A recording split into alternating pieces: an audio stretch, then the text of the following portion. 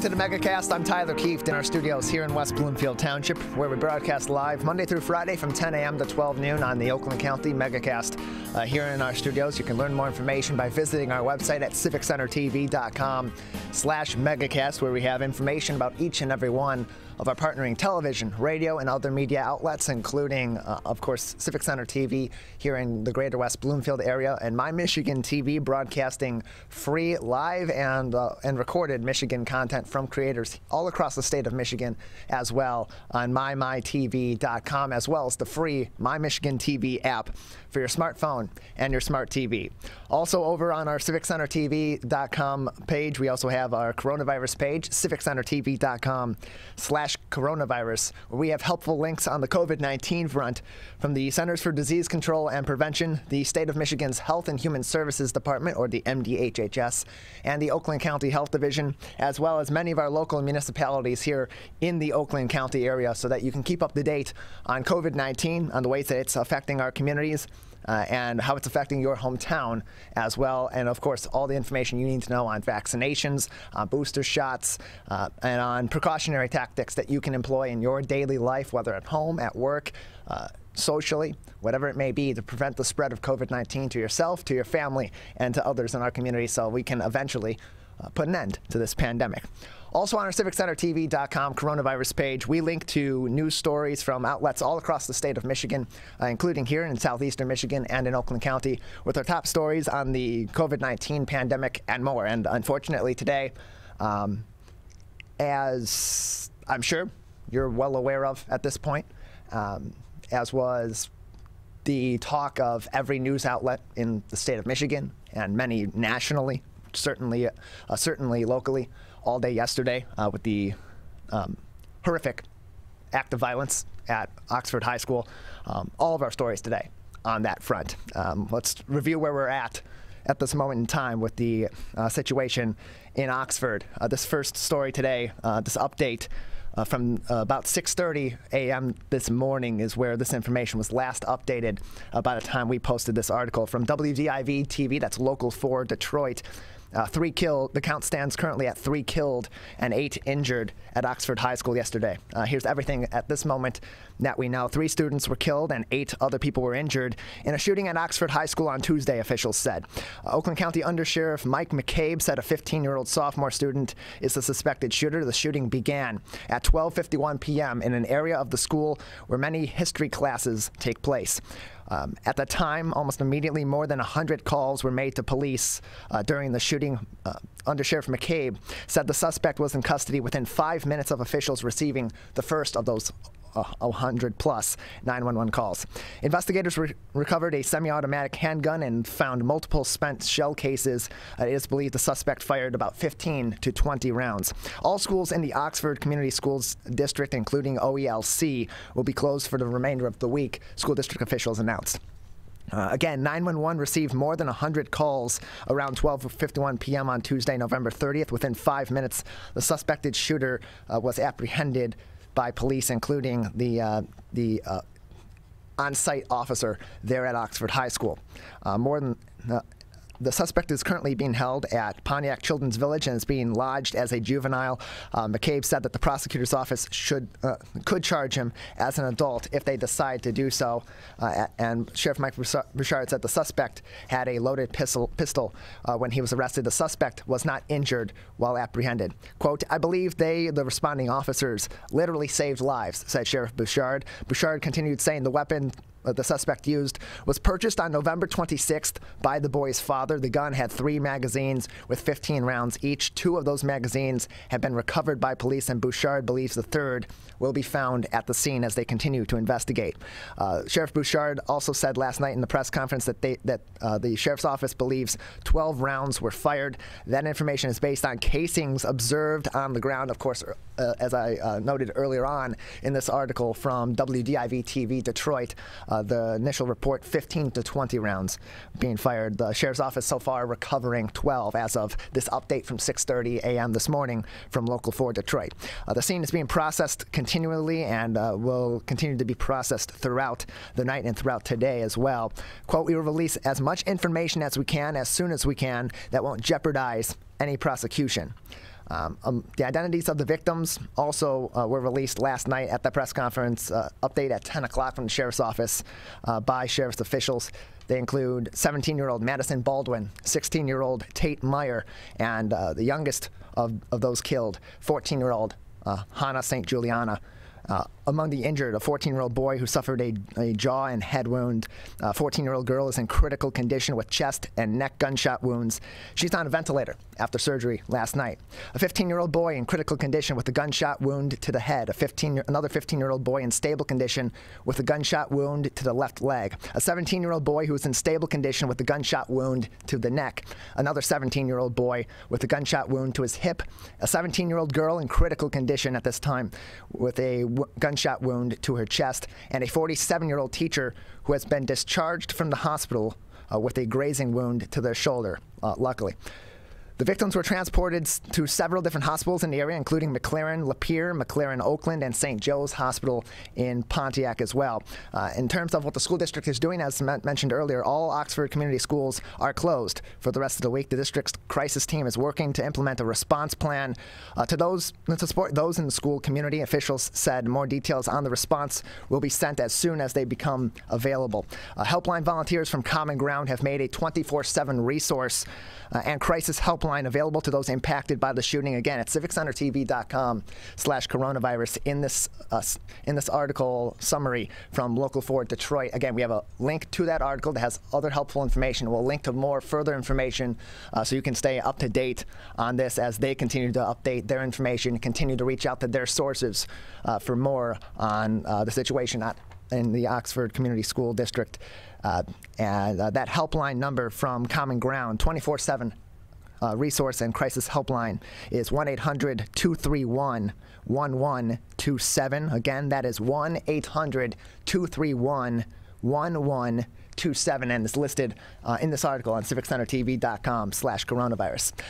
Before that press conference last night, and even through and after it, the community gathered to pray for peace in the wake of the Oxford High School shooting. This article from the Detroit Free Press: hundreds of people shell-shocked and in tears from the deadly shooting rampage at Oxford High School that left 3 dead and 8 more injured showed up at 3 different prayer services last night, looking for comfort and meaning among the devastation.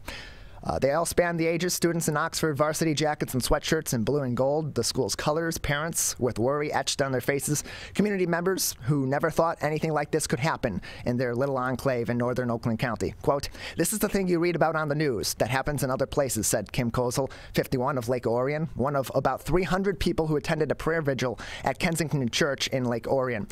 She spent much of the afternoon worried about her son, an employee of the school district's IT department, who travels between schools during the day, only to learn that he was on lockdown at the middle school during the shooting. Quote, "I don't think I've processed it yet," Kozel said, rattled.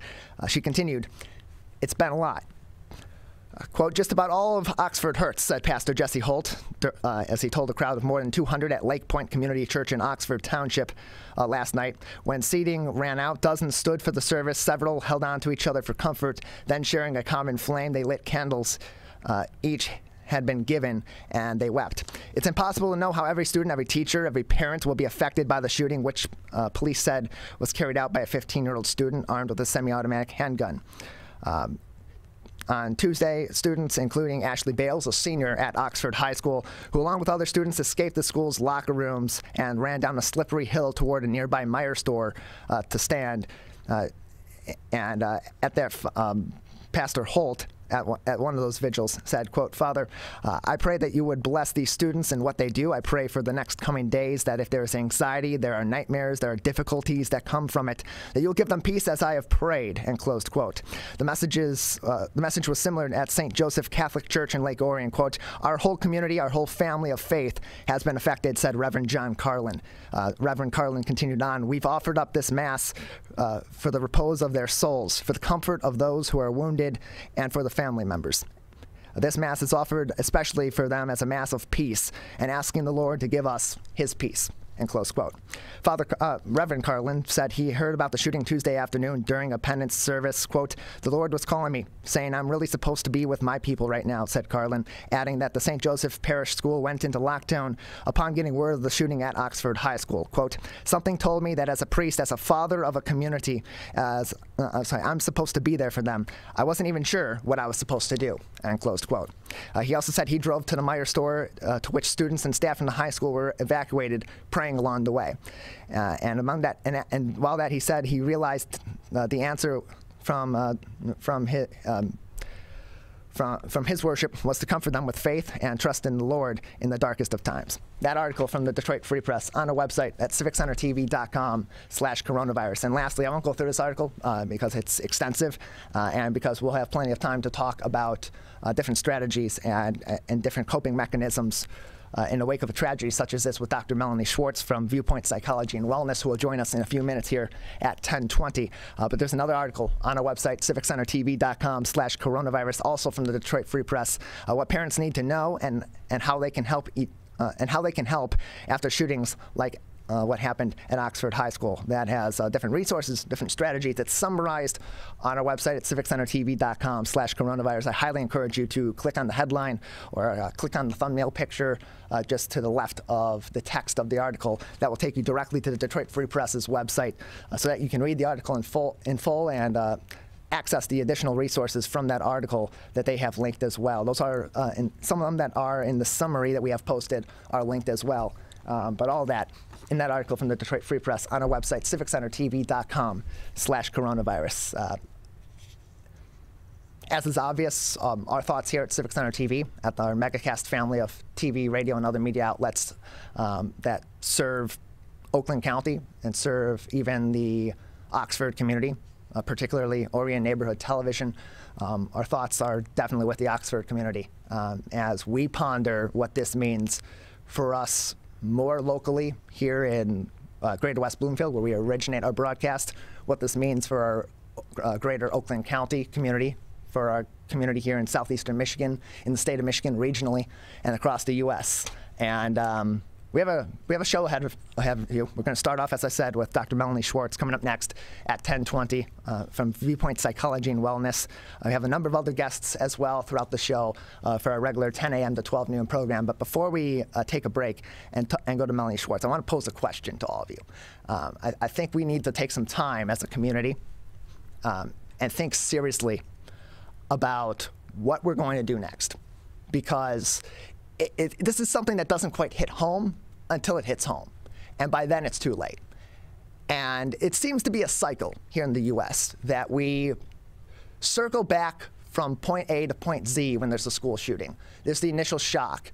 There's the initial horror that comes with seeing something like that happen in communities across the region, across the U.S., and you think, how could someone do this? How could this happen? What can we do to stop this? This shouldn't happen. And eventually, that fervor for change goes away. And then it hits home. Then it's in your community. It's here in Oakland County. It's in Oxford. It's just a few miles away from us here. It's just a few miles away from you where you're living and you're watching us. Maybe it's across the state. Maybe it's across the region. Maybe you're across the country watching us online on our website or on My Michigan TV or somewhere else, and you're listening to us, and it's across the U.S. from you. And you're wondering, what can we do? What you can do is speak for change, is take this seriously, is not let this go away. And to do that, we need to have serious conversations with each other. We need, and I'm not going to get into the politics of this. I'm not going to get into any specifics on what we should do or what my opinion is on this. That doesn't matter right now. What matters is opening a dialogue and keeping that dialogue open and taking this seriously. And I think we need to ponder what happens when we don't. We have lives that are taken. We have people seriously injured. We have another situation where a tragedy happens, and this time happens in our community, and we start a debate. The debate then turns to a shouting match. Eventually, the shouting subsides. We're quiet, and it all goes away. That's unacceptable. We can't do that. We can't do that anymore. We shouldn't continue to do that. And the only way we stop that is to put our own personal opinions aside, is to put our politics aside, is to take all the crap out of this argument and think about the people that are affected by this. Whether it be the 3 killed at Oxford High School yesterday, the 8 injured at Oxford High School, the others that experienced that trauma that will be with them for the rest of their lives. Whether it be the 14-year-old girl, the 17-year-old girl, or the 16-year-old boy that were killed yesterday at Oxford High School, all of their memories that would have come later that are now erased. All of the rites of passage that they and their families will never be able to experience because of horrible things that, like what happened yesterday at Oxford High School. We need to think about that. We can't let that go. If we do, we're doing a disservice to their families, and we're doing a disservice to our community.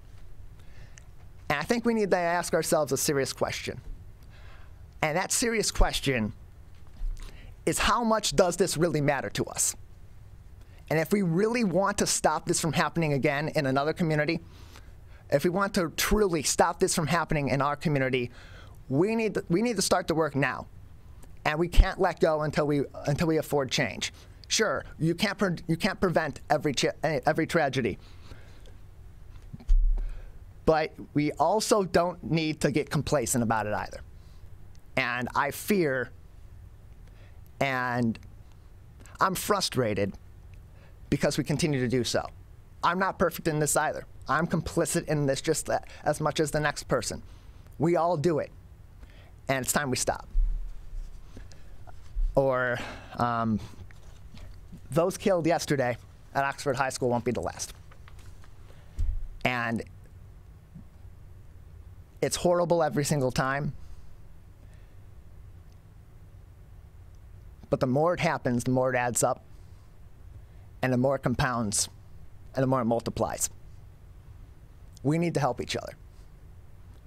It parallels everything else that we debate every day in this country. Every day in our communities. If we're not helping each other, then what are we doing here? What does any of this matter? What does anything that we're doing matter if we're not helping each other? If we're not protecting each other? What is the purpose of a society if we're not working together to make sure that every single one of our lives is better, that we're protected, that we're connected, that we care for one another? That's what this means. That's why it's so important that we come together as a community in Oxford, in neighboring cities and townships and villages, in Oakland County, in the state of Michigan, and in the U.S. We need to come together and take this issue seriously. Or, whether it's tomorrow, next week, next month, next year, a few years from now, we're going to circle right back to this point, and again, we're going to ask why. And again, we're going to have no answers. We can't do that anymore. We're going to take a quick break. On the other side, we'll start that process, and the first step is to cope with it. And we need some serious strategies. We need to take things to heart. And we need to help. We need to start, as I said, by helping each other. And the best way we can do that is to employ proper strategies that help people process what they've gone through and begin to have those serious conversations even in the wake of tragedy. And we'll be joined by an expert that can help us at least frame that in a good context next. Dr. Melanie Schwartz, licensed psychologist and co-owner of Viewpoint Psychology and Wellness, will join us after this break. You're watching and listening to the Megacast. If you are struggling to afford your internet bills during the pandemic, there's a temporary government program that may be able to help. It's called the Emergency Broadband Benefit, and it provides up to a $50 monthly discount on your broadband bill to qualifying households. Find more information about the program, including if you qualify and how to enroll, at fcc.gov/broadbandbenefit, or call toll-free at 833-511-0311. A public service announcement from 89.3 Lakes FM. If you are struggling to afford your internet bills during the pandemic, there's a temporary government program that may be able to help. It's called the Emergency Broadband Benefit, and it provides up to a $50 monthly discount on your broadband bill to qualifying households. Find more information about the program, including if you qualify and how to enroll, at fcc.gov/broadbandbenefit, or call toll-free at 833-511-0311. A public service announcement from 89.3 Lakes FM. Whether you're the city, the county, or the Huron River Watershed Council. We work together to protect water resources for everyone. Most of the pollution entering our rivers is carried by rainwater that runs off roads, parking lots, and rooftops. a rain garden helps catch stormwater runoff. Rain gardens and their plants help dirty runoff soak into the ground. You can do your part to help keep our water clean. Learn about rain gardens and native plants. So consider a rain garden in your home landscaping. Catch the runoff with a rain garden. There's one water, and it's ours to protect. I couldn't breathe at all. There was lots of talk about putting me on a ventilator. I thought I was gonna die. I was 39 weeks pregnant and had a scheduled C-section. During that time, I got COVID and was hospitalized for a month. I had a blood clot in my lungs. It caused me to go into right-sided heart failure. I was really scared. I kept texting my husband and my mom, telling them how scared I was, and I was worried that he was gonna grow up without a mom. And then I was worried if, when I did get home, that he wouldn't know who I was. You know, being 27 and a mom and a wife and having that all almost taken away from me. It's scary, and if a vaccine can prevent that from happening, why not? Get your vaccine. I don't want this to happen to anybody else. A message from the staff of Michigan's Crime Victim Compensation Program. Anyone can be a victim of crime and suffer lasting trauma, physically, emotionally, and financially. But you are not alone. If you're struggling financially due to a crime, we're here for you. Find out if you qualify for crime victim compensation. Call 877-251-7373 or visit michigan.gov/crime-victim. A message from the Michigan Department of Health and Human Services, Division of Victim Services. If you are struggling to afford your internet bills during the pandemic, there's a temporary government program that may be able to help. It's called the Emergency Broadband Benefit, and it provides up to a $50 monthly discount on your broadband bill to qualifying households. Find more information about the program, including if you qualify and how to enroll, at fcc.gov/broadbandbenefit or call toll-free at 833-511-0311. A public service announcement from 89.3 Lakes FM.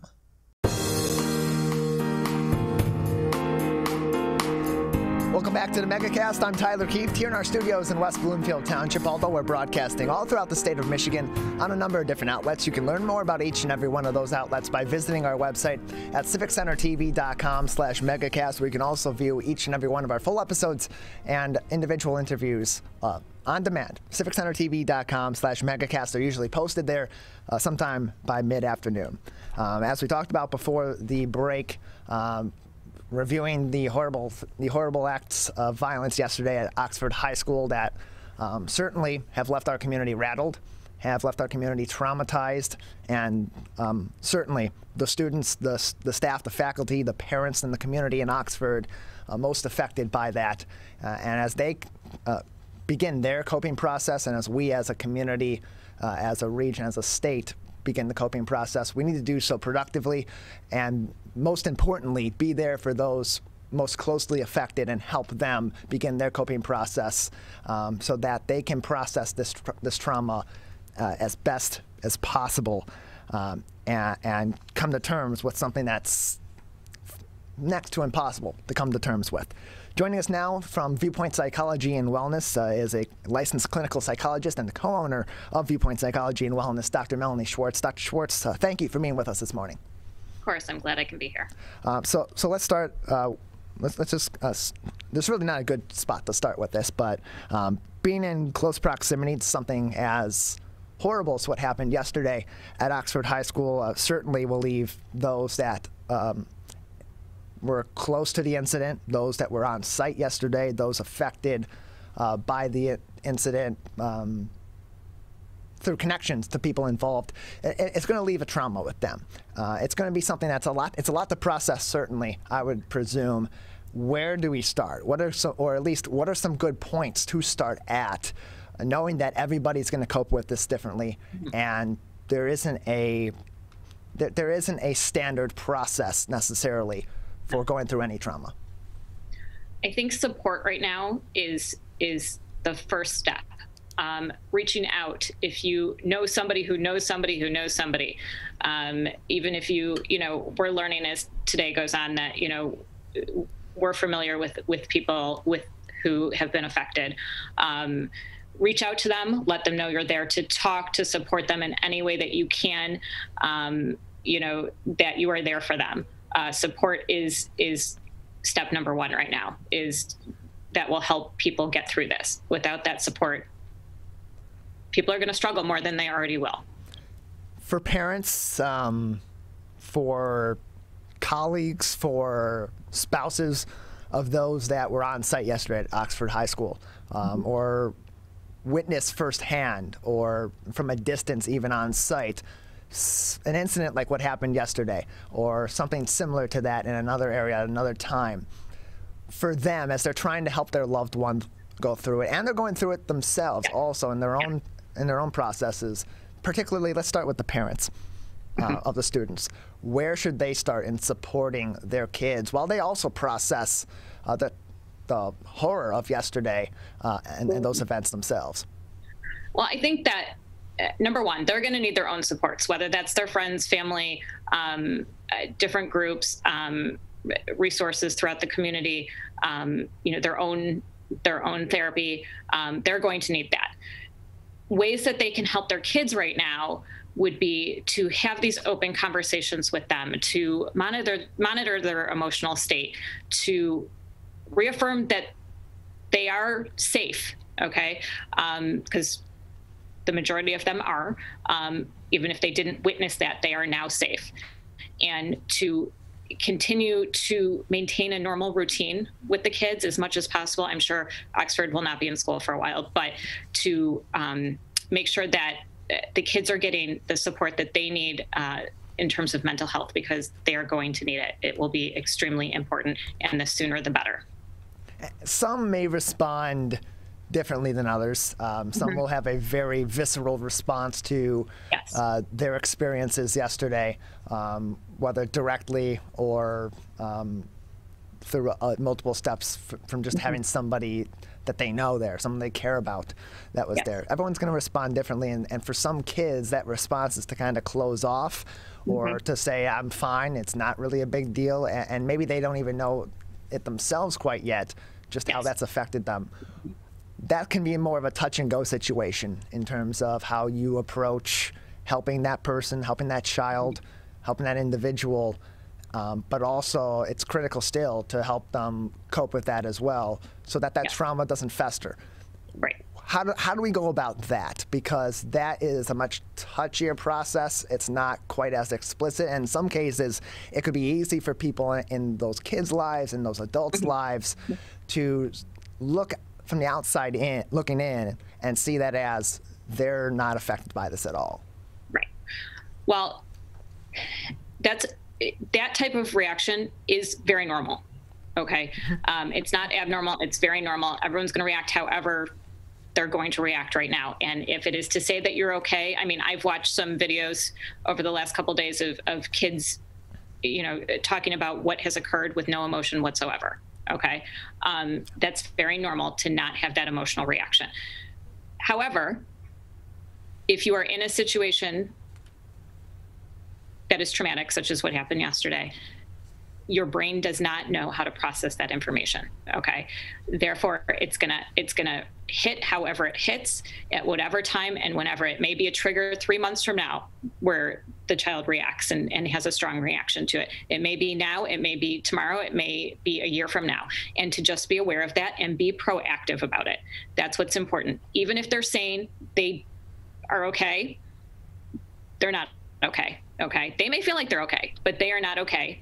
And to be proactive and get them the help that they need, whether that's the resources at school. I know that the school is going to provide whatever supports that they need to, whether it's getting them a therapist now, and even if they just need to talk about daily things right now until the traumatic events come out for them, or, just making sure you're talking to them every single day for the foreseeable future. And even if they say, I'm fine, okay, you're fine, but let's talk about it for now. Okay. We're still going to talk about it, even if you say you're okay. If you don't want to talk about it, you have to know I'm here and I will listen at any point. And that's how you approach the kids who think that they're okay right now. We're joined by Dr. Melanie Schwartz. She is a licensed clinical psychologist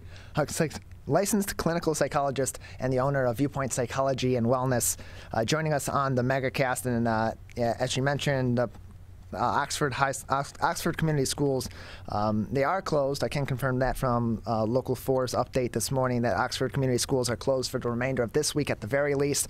We will be following that closely with any updates that may come from the Oxford Community Schools regarding next week or going forward with their school. And the district's crisis team is working to implement a response plan at this time to support those in the community. More details will be on the response will be sent as they become available, and the Common Ground is among the organizations with a 24/7 resource and crisis helpline at this time to help those affected by yesterday's horrible events at Oxford High School. And that call or text line for that resource, 1-800-231-1127. Again, that's 1-800-231-1127. And we have that article that includes that number listed on our website, civiccentertv.com/coronavirus, so you can find more information on that. And so, Dr. Schwartz, for those that will be able to have access to those resources that will at some point very soon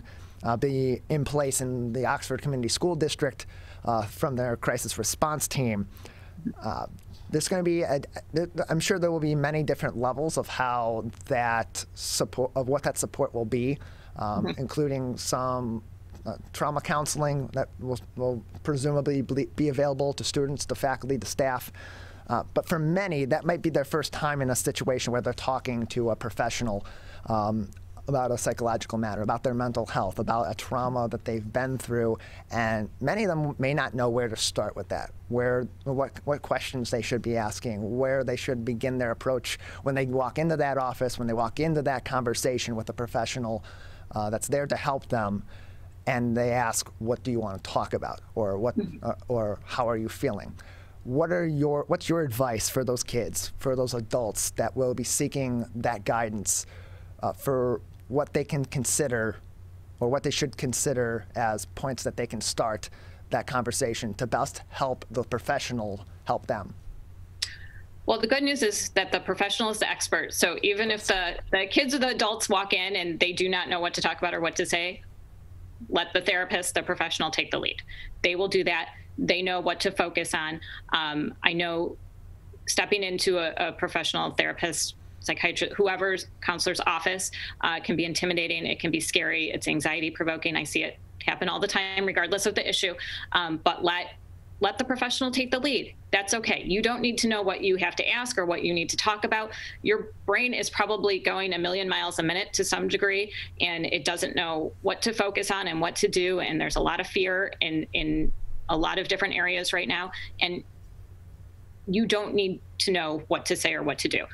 The best thing you can do is to reach out to somebody, is to talk to somebody, is to, whether it's family, friends, therapist, counselor, school, community, whoever it is, these are the people that you need to reach out to right now, because you don't need to know what to say. You just need to do it, because that's being proactive and will prevent further distress.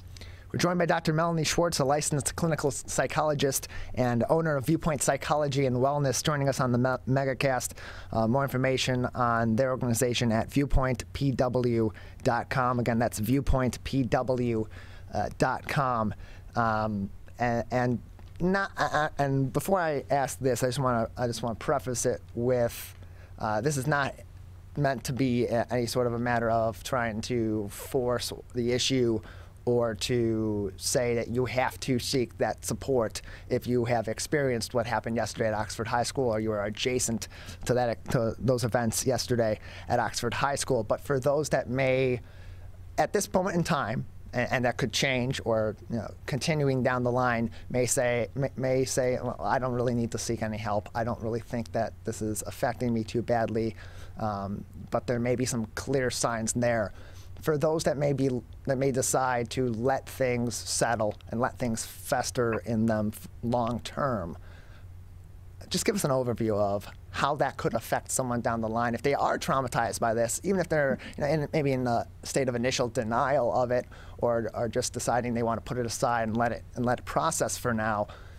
Holding on that and not seeking help that you may need, what sort of effects could that have down the line so that people know some of the rationale behind why it is so important for them to seek help should they need it? Well, what likely will happen is post-traumatic stress will develop. Not saying it won't develop even if you do seek treatment, because that's a natural response to trauma. However, the symptoms will increase and become overwhelming and take over if you don't get the help that you need. Things to look for would be nightmares, startle responses. I mean, a lot of triggers for people who've experienced trauma is if they hear a loud noise. I mean, people were hearing gunshots yesterday. If they hear a loud noise, that's gonna trigger a startle response. It's gonna trigger flashbacks to what happened yesterday. People may have difficulty sleeping, difficulty eating. Depression may occur, increased anxiety about specific things, about anything. These are the signs to look for right now. And whether they're happening now or they're going to happen down the line, but these are signs that you should seek out help in some way. Okay. Again, how you get it does not matter. It's just that you get the support that you need. We're joined by Dr. Melanie Schwartz. She's a licensed psychologist and the owner of Viewpoint Psychology and Wellness. Joining us today on the Megacast. Dr. Schwartz, thank you very much for being with us. Just another couple minutes with you before we'll say goodbye today. Anything else that you would like, any other advice that you would like to give to those affected by the tragedy yesterday at Oxford High School, those out in the community, as well as we begin the coping process or continue the coping process that began yesterday in the wake of this event? This is obviously a very devastating situation. It's very close to us in our community. And I think it's about, again, the support, managing your fear around this happening again. I think, what you said earlier before we were talking, have a dialogue, open up communication, just about how to prevent this, going forward. Obviously there's a major mental health crisis going on right now due to COVID, and this is just another factor of that. Obviously these things happened before COVID, but people's mental health, it's at an all-time high right now where they're struggling. And this is more evidence of the struggle that people are experiencing. So get help. Call the crisis lines, find a therapist, talk to the counselors, talk to your teachers, talk to whoever you need to talk to.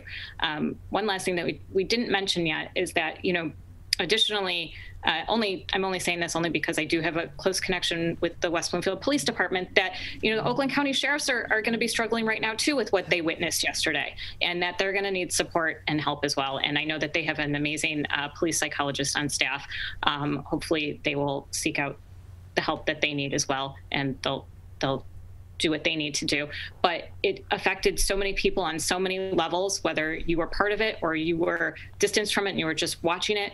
But watching TV, reading, seeing what's going on social media today, there's an outpouring of support and people who want to help and people who want to do things to prevent this from ever happening again. And I think we need to really have those conversations and figure out how we can support the community, volunteer, do whatever we need to do to move forward past this.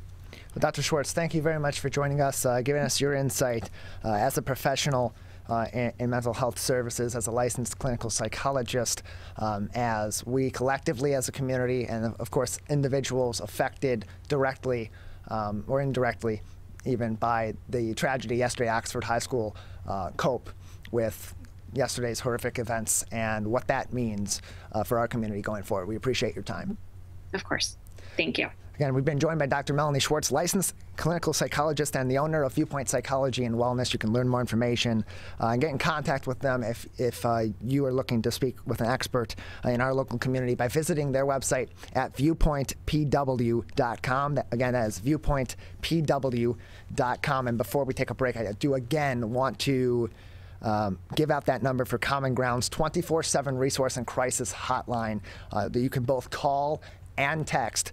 That number, 1-800-231-1127. Again, that is 1-800-231-1127. That number is listed in an article we have posted on civiccentertv.com/coronavirus. It's the first article we have posted on that page today with a link to an article from WDIV-TV Detroit, who will also have continuous updates on that article with more information about the incident yesterday at Oxford High School, as well as different resources that will become available through Oxford Community School, the Oxford Community Schools, and more in our community. Again, that crisis hotline, 24 hours a day, 7 days a week in the wake of this tragedy through Common Ground. And it's both a call and text line available to those affected by the incident. We're going to take a break. On the other side, we will transition. We'll be speaking with Craig Sharum. He's the Director of Communications and Outreach with the Easterseals of Michigan. He'll be joining us to promote their Cheers Gala. That will be taking place this week, Friday, from 6:30 to 10 p.m. at the Rochester Mills Production Brewery and Tap Room in Auburn Hills. That's coming up next. You're watching and listening to the Megacast. You see certain things get reincarnated in your children. My daughter is very much inspired by my wife's artistic pursuits. So my daughter started making necklaces. She makes what we call affirmation fashion. I tell her every day that your black is beautiful. Your black is beautiful. Your black is beautiful. And if there's anything better than being beautiful, it's being smart. And if there's anything better than being smart, it's being kind. And reaffirming that every day is our method of making sure her chin never drops. My dad wasn't around, and I remember riding a bike and falling off and cutting myself, and me never just wanting to get back on it. People ask, how your children learn how to ride a bike, and you did. I didn't teach them. I just created an environment where they taught themselves, and all I had to do was be there.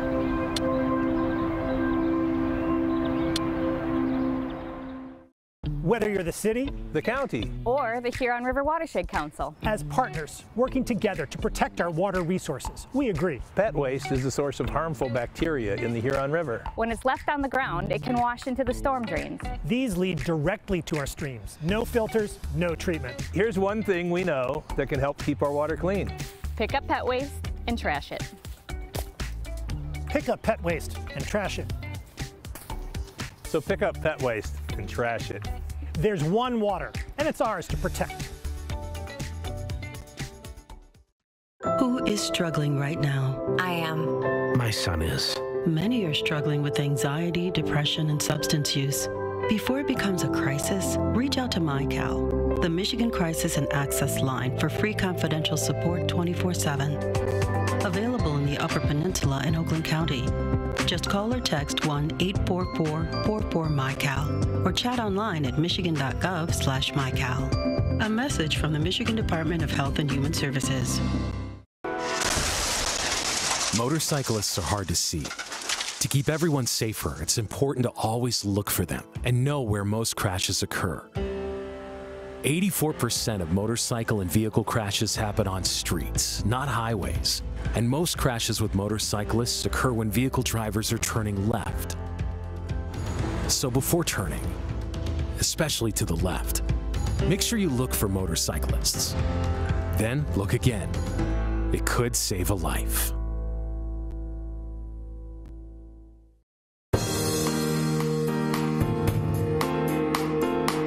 Welcome back to the Megacast. I'm Tyler Keith here in our studios in West Bloomfield Township, where we broadcast all throughout Oakland County and across the state of Michigan on a number of different television, radio, and web outlets. Learn more information about everywhere that we broadcast by visiting our website at civiccentertv.com/Megacast.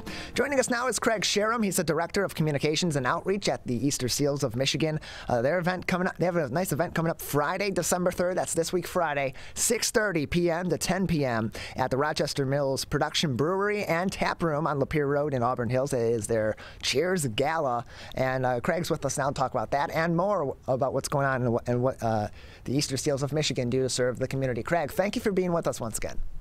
Thank you for having me, Tom. I appreciate it. Appreciate having you back. So tell us a little bit, give us a brief history of Easterseals of Michigan and just the organization overall, and tell us a little bit about the services that they provide in communities in Michigan and beyond.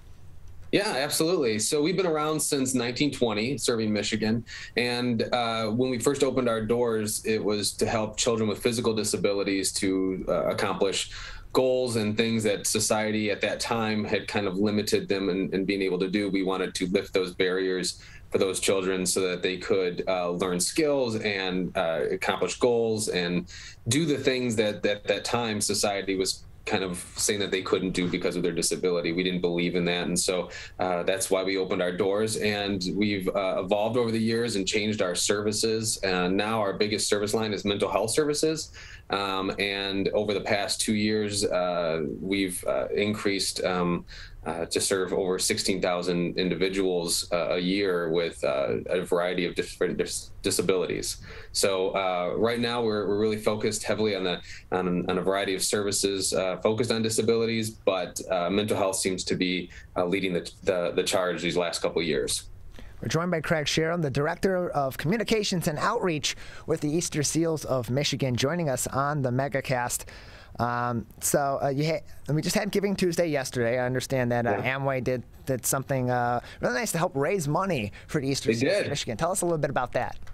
Yeah, they've been a longtime partner of ours, and when it came time for Giving Tuesday, they said that they would be willing to match any donation up to $10,000. So they have been a supporter of ours for decades, and they're a great partner, and we are very appreciative for their contribution to the organization. I think they recognize the services that we offer and the difference it makes in the community, and so they wanted to support that.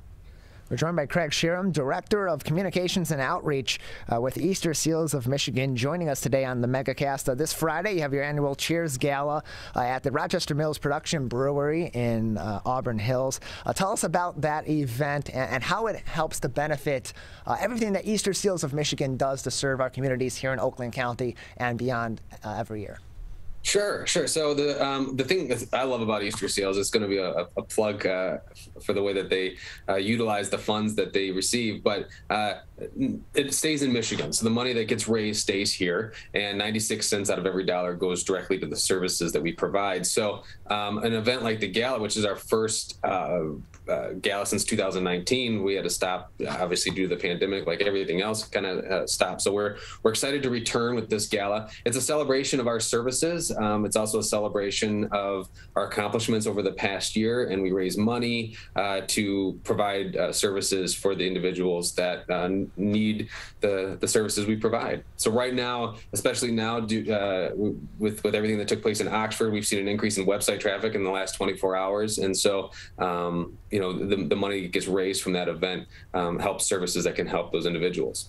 We're joined by Craig Sharum, Director of Communication and Outreach at the Easterseals of Michigan, joining us on the Megacast. So are tickets still available? And if so, where can people get tickets to this event on Friday?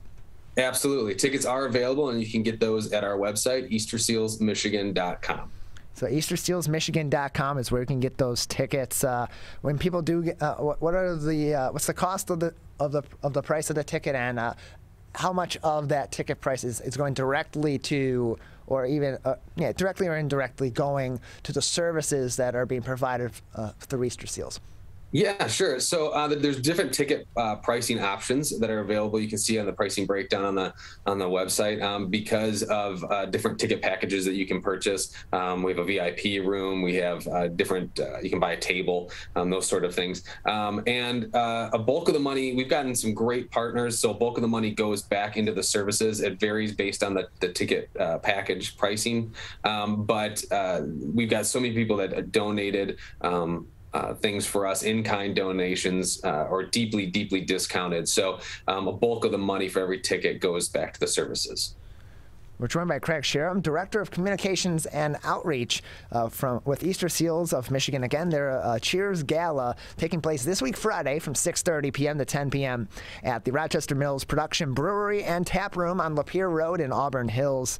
Eastersealsmichigan.com is where you can find more information and purchase tickets to this event. But this isn't the only thing that Easterseals does to raise money to support these different programs and these different services throughout the year. What are some other things that are either ongoing or things that we can look forward to in 2022 from Easterseals of Michigan to help raise funds and raise awareness for all the services that your organization provides, Craig?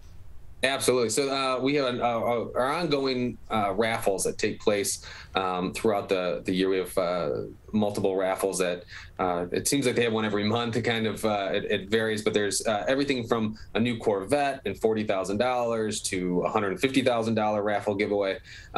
So those tickets are go on sale. We just finished our November raffle shortly before Thanksgiving break. So our next raffle takes place in February, and tickets will go on sale for that in December. You can go onto our website under the events tab, and you can not only get tickets for the gala, but you can also see the upcoming raffle schedule for the rest of the year. It's pretty exciting, or the rest of 2022. And then we've got another rappelling event. We do this rappelling event every year, which is wildly successful. So we're putting together the dates for that. It was a huge hit this past year, so we've already started the ball rolling for the next year. So yeah, we have events throughout the year that are coming together, and those are going to be available on our website. You can check those out on the events tab. We're joined by Craig Sharum, Director of Communications and Outreach at Easterseals of Michigan. Again, learn more information at Eastersealsmichigan.com, where you can also purchase tickets to their annual gala that is coming up this Friday, 6:30 p.m. to 10 p.m. in Auburn Hills at the Rochester Mills Brewery, Production Brewery, and Tap Room also. If people can't make it to this event, Craig, what can they do to donate financially, or what other ways can they help support the organization by donating their time or other resources? Yeah, absolutely. So we're going to be doing a lot of live streaming on our Facebook page, so you can go and check that out during the event and kind of learn a little bit more about what we're doing at the gala. And we also will have an online auction that will be available for bidding. And we have a donate button on our website. And like I said, the money stays here. You can donate to Easterseals. In general, we also have a farming program that helps farmers, and then we also have two baseball leagues, one in Southfield and one in Lake Orion, that you can also contribute funds to, and those help children with disabilities to play baseball. And it's also very therapeutic for them to get out there and not only hang out with their friends, but also feel that sort of satisfaction of being on a team and learn those team building skills. The league is a fantastic thing you can give to that as well. We're joined by Craig Sharum, Director of Communications and Outreach at Easterseals of Michigan, joining us today on the Megacast. Craig, just another few minutes with you before we'll say goodbye today. Thank you for joining us and give you an opportunity. Anything else that we haven't talked about today that we should be aware of with the Easterseals of Michigan coming up? Other events, other services that may be of note to people right now as we head into the holidays and as we head into the end of the year, or other things that you want to speak on today that we haven't touched on? Absolutely. So in light of everything that happened yesterday at Oxford High School, you can go on to our website. We have some tips for having discussions regarding the events of the day, not only with that event, but any sort of tragedy. As a mental health provider for the state, we are very much involved in the care for not only the community, but for the staff and students of Oxford and anyone impacted by this tragedy. So you can go to our website and get those. Those are provided to us from our great friends at Oakland Community Health Network. So that's right on our website, Eastersealsmichigan.com. Yeah, it's right there, front and center on their website, Eastersealsmichigan.com. Or you can go to Easterseals.com/Michigan. Either way, it'll take you to the same page, and those mental health tips during the crisis provided free with Easterseals in partnership with the Oakland Community Health Network, right there on the website, and also at Easterseals.com/Michigan. or Eastersealsmichigan.com. You can learn more information about how you can support all the other efforts that Easterseals Michigan is making in our community here in Oakland County and across the state of Michigan as well. Craig, thank you very much for joining us today. Thank you. Appreciate it. Thank you. I appreciate it. Again, Eastersealsmichigan.com is the website where you can find more information and purchase tickets to that event, their annual gala coming up Friday, December 3rd. That's this week, Friday, 6:30 p.m. to 10 p.m. In Auburn Hills on Lapeer Road at Rochester Mills Production Brewery and Tap Room. Again, Eastersealsmichigan.com for more information. You're watching and listening to the Megacast on your radio, on many different outlets, including your radio home for the show, 89.3 WBLD, Orchard Lake, West Bloomfield, Keego Harbor, Sylvan Lake, and 88.1 WBFH, Bloomfield Hills. Coming up next, we'll talk with Stacy Zotkovich from Keego Harbor about an effort she's making in southeastern Michigan to collect winter essentials for people that are in need of them the most this season. Those homeless and those in homeless shelters that are going to be adversely affected more than most of us are by the winter weather. She's collecting a number of different clothing items. She's working on a drive to collect those and then to distribute them here in a couple weeks in mid-December in Detroit. And she'll be with us next, coming on the show to talk to us about that effort and how you can get involved as well. That's coming up next. You're watching and listening to the Megacast. To Sofia and Gabriel, even though these old knees can't follow on your adventure to the forest today, these flowers represent my love. These stitches and threads join us together. And wherever you see a flower, a bird, a beautiful tree, know that my love is with you. Make the forest part of your story at a park near you. Find one at discovertheforest.org. 72.7% of high school students get less than the recommended 7 to 9 hours of sleep a night. This can cause pain, obesity, and can very negatively affect your mental health. When you have a consistent 7 to 9 hours of sleep every day, you get sick less often, lose more weight, and have better relationships with those around you. For more information about the dangers of sleep deprivation, go to sleepfoundation.org. This message is brought to you by the WBHS Digital Media Arts Program and 89.3 Lakes FM. Can I ask you a question? Why did you get your kids vaccinated? It was hard for them to social distance, to be isolated from their friends. I want them to get back to school and sports games. So as a pediatrician, I recommend the vaccine to everyone I know. The boys lost a former teammate and classmate who was only 20 years old. It's been a devastating year. We want to get back to normalcy. Our daughter is really looking forward to being with her friends, being a kid.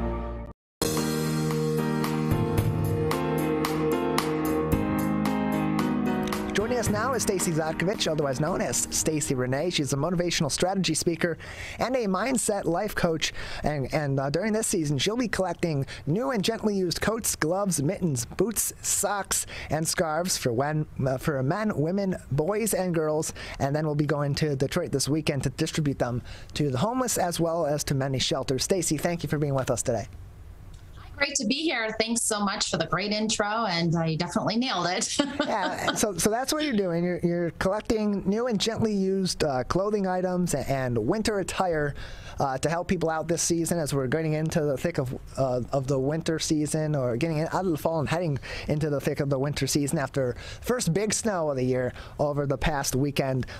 No better time than now to start this drive. So what prompted you specifically to make this effort, and what help are you looking for out in the community here in southeastern Michigan?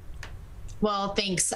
There's a couple reasons that this all came about. One, from a past interview that I did, we talked about all the things that you have in your possession and how we really don't need as many things as we thought we needed. And so after my mom passed, I really realized that I need to kind of clean house. So that was a big breakthrough for me, knowing that I didn't need all the things that I had, especially clothing. And then the second reason is I have a friend, Sia Kupfer, and she sent me a message about, hey, they're going to be doing this clothing drive. Times are tough, which of course they are now more than ever. And if you have any things to donate, please consider giving them, to this great cause, and just sometimes we just need that little extra push. And with the snow that just came, I'm sure everyone is scrambling to get what they have and, see what they have, what they don't have. And people are going to be going out and buying new things because we all grow, whether it's the COVID wave, whether you have small children and they're growing up and getting older. It's just kind of time to what's in your closet, what don't you need anymore, what no longer serves you. So that's kind of how it all came about. So we contacted a bunch of our friends. I've gotten numerous texts and messages saying that, hey, I have a lot of things that are just sitting around here, and it's been really well received so far. We're joined by Stacey Zatkovich on the Megacast, joining us as she is looking to collect gently used clothing items, particularly winter clothing items that she will then take into Detroit to the homeless as well as to shelters during the season. So you're looking to go down there on Saturday this week to distribute. Actually, we did change the date. Okay. It is now going to be December 19th because we found that some people needed more time to collect items, and then working with sports schedules and school and holiday events, we thought Sunday would be the best, and it seemed to work out best with the shelters as well. Okay, so December 19th, that will be the distribution day. You will go down to Detroit to many of the homeless individuals that will be in Detroit, as well as to many of the shelters as well, to distribute these goods. What are some of the different places in Detroit that you will plan on going, and how can people get involved in this with you, both before and on the distribution day as well? Sure. So there's a couple of homeless shelters that SIA has been contacting and had communication with. And then we are going to get together, sort everything out, get it all organized. And if you think about it, is your closet packed with stuff that's destined for the donation bin? And here's a couple things to think about. Most of us barely even wear the stuff that we have. And of course, we're going to buy more things, and we all like new things, but what are you going to do with your old stuff? In fact, here's an interesting fact. About 70 new garments are bought every single year for one household family that has about 5 people in it. So if you think about that, 70 new items, it's almost, a new clothing item every single year, like every day. It's crazy to think about it that way. So donating your old clothes to charity might make you feel better, and then, and you're not putting them in the trash. But here's the thing I want you guys to think about. When you donate them, I found this out that sometimes they don't really go to where you think they go. So there's something called the clothing, what is it called? The clothing defect math. And what happens is a lot of the things that you donate to the clothing go to the charity, but they're actually going to someone else in need, but they don't all go there. And sometimes they end up actually in the garbage, because who needs your old collared sweatpants, right? I mean, people still have some respectability that they want. So every year, 25 billion textiles end up in North American landfills. Yep, that's clothing. And here are some reasons why. Because we're buying 400 more clothing things than we did in 1980. Stores are rapidly trying to restock, especially now more than ever, because they always want to bring out the latest and greatest for the clothing, right? Mm-hmm. So experts say that we are constantly in a fast fashion, and where we can actually buy things for less than what we used to be able to. And those buying habits lead to millions of unwanted clothing. So charities are either selling or giving away what they can not use anymore. And then there's actually a middleman, which I didn't know about until I did some research. There's a middleman, and it's a company that you've probably never heard of. And they go into these warehouses that's actually like football-sized fields of clothing, and it's all out there. They sort them and they distribute them to the unwanted clothes. So the middleman actually takes the clothing and develops it. And actually, Canada's biggest country that they donated to was Kenya. And then that secondhand clothing goes to like wherever you don't, just wherever. And so one thing that we forget is a lot of times your clothes, like I said, go into the trash, which is not a good thing. So think about it. would you rather donate your clothes to somebody who is actually going to do something and actually take them down to a specific area that you know, or just put them into the big bins that you see, have them sorted or resell? And those people who really need clothes, it's harder for them to go in and buy. If you think about it, right? Yeah.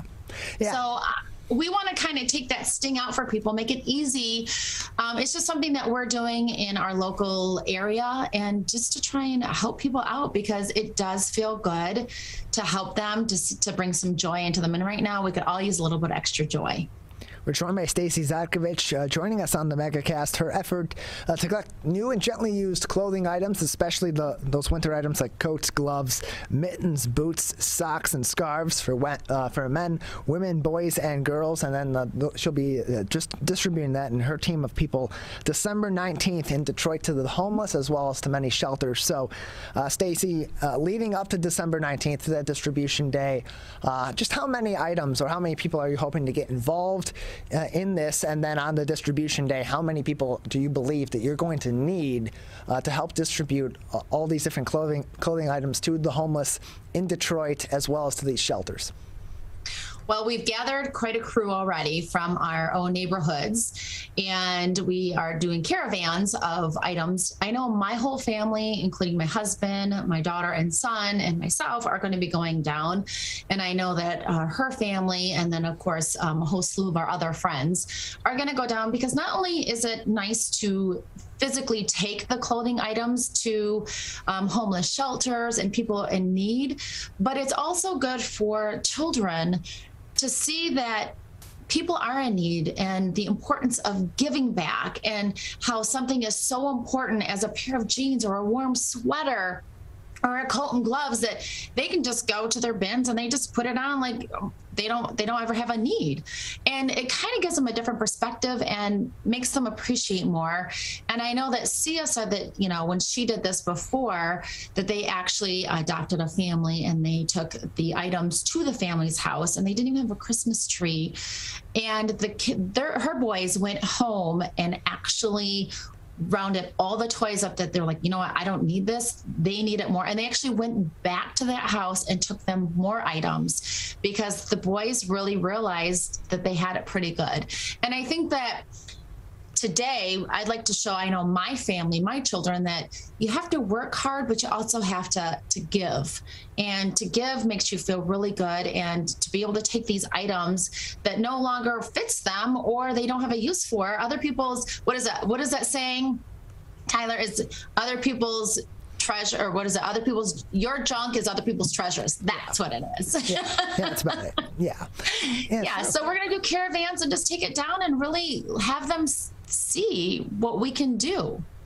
We're joined by Stacey Zatkovich. She is a motivational strategy speaker and mindset life coach, joining us on the Megacast, also putting together an effort community-wide here in southeastern Michigan to collect new and gently used coats, gloves, boots, socks, gloves, mittens, and other winter attire for men, women, boys, and girls, and will help to distribute them in Detroit to the homeless, as well as to shelters. That will be happening on December 19th, and the collection is now ongoing. And so, Stacey, if people want to get involved with your efforts here in the greater West Bloomfield community and Oakland County and here in southeastern Michigan, in the suburbs of Detroit, or even in the city of Detroit, how can I get in contact with you best in order to get involved with this effort and join you on December 19th for distribution? Sure. You can contact me if you'd like. Sia and I and some other people have no problems coming and picking it up from your doorstep. That would be the easiest thing. Just put it out. And you can contact or to send a text message to our phone number, 248-660-0464. Again, 248-660-0464. You can also email at Stacey, Stacie, Zot, Z-O-T, at yahoo.com. And it's just, again, we want to make it easy for you. If you'd like to get involved, feel free to contact us and we can definitely pull you in and like to have you involved. I also had some people ask if they could just drop it off at their chamber office. And I said, absolutely, I'm involved with the Lakes Area Chamber, as well as the West Bloomfield Chamber. And I don't think that they would have any problem getting these donations and then contacting me, and I can easily swing by and pick it up. And again, that phone number for those that want to get involved, either in the distribution, in the collection, or both, 248-660-0464. That's 248-660-0464. Or emailing Stacie, S-T-A-C-I-E, Zott, Z-O-T, at yahoo.com. That's Stacie, S-T-A-C-I-E, Z-O-T, at yahoo.com. Stacie, just another couple minutes with you. Anything else today that you'd like to say on this effort, or other things that we should know before we say goodbye today? I just think that if everyone can find a couple of things, it would really make you feel like you're contributing, giving back. And when you do that, it just makes your holidays even better. And I think that's why I was so grateful for her to contact me and ask for our family as well as our friends' families to get involved. It's a satisfying feeling. And I know that I did this with the Girls on the Run a couple of years ago, and we actually did backpacks for the homeless, and we collected a bunch of items, we took them down.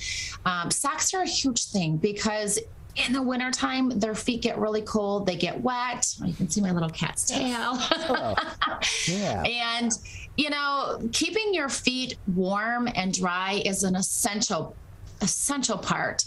And, you know, and having your hands, you know, dry too. So if you have anything to donate, we would be really happy to be able to pass those on and, you know, help somebody else. You never know what somebody's struggle is. And those who don't want to ask for help sometimes need it the most. And if you also know somebody who could use a little pick-me-up, please let us know. I would love to put something together, drop it off on their doorstep. They don't have to know who it came from. I think that's definitely something else that we need to think about too. So we just have all these great ideas, and we just want to give back and make people feel really, really good. So go clean your closets out, see what you have. A phone call away is not going to hurt you. Text me your address. We will swing by, pick it up, and we will have somebody else have a most wonderful day. And again, if you want to join in on this effort with Stacie and with others on her team here in the local area, 248-660-0464, and Stacie Zott at yahoo.com, STACIEZOT at yahoo.com. And again, that phone number, 248-660-0464. Stacie, thank you very much for being with us today. Thank you very much. Everyone have an awesome and successful holiday, and fa la la la, go clean your closets. It's the Great Lakes water. And so what people do ends up in our waterways. Flushable wipes are just evil.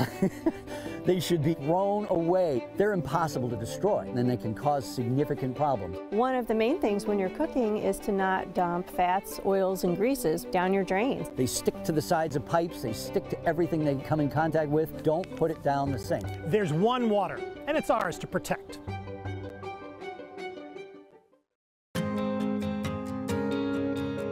When times get dark, we can't see the help that's all around us. When you don't know where to turn, let 211 be your guiding light.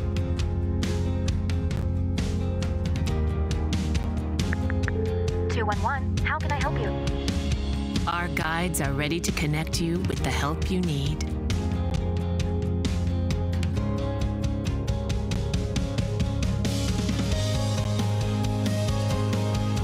For help with food, healthcare, mental health, and other resources, call 211 or visit 211.org. 211. Get connected, get help. We may come from different organizations, but we work together to protect the Huron River for everyone. Neighborhood storm drains carry water directly to local creeks and streams. No filters, no treatment. Storm drains also help reduce street flooding when it rains. So clearing storm drains and the areas nearby of trash and leaves helps keep them for rain only. It is easy to do your part by adopting a storm drain. Find a storm drain, check it, and clear it every month. So keep storm drains for rain only. There's one water, and it's ours to protect.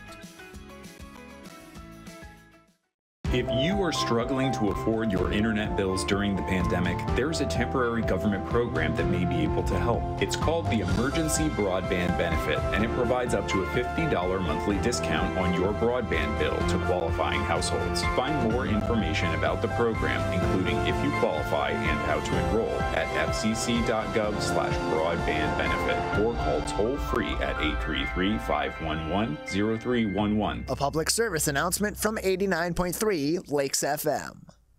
We as Michiganders feel connected to this resource in a way that I think is really powerful. Conservation starts with a caring, committed community. For me, it's peaceful to have a relationship with the river. Every single one of us has a role to make sure that those waterways stay safe and healthy, being careful about what goes down the storm drain. Just even eliminating some of your single-use plastic makes a difference. There's one water, and it's ours to protect.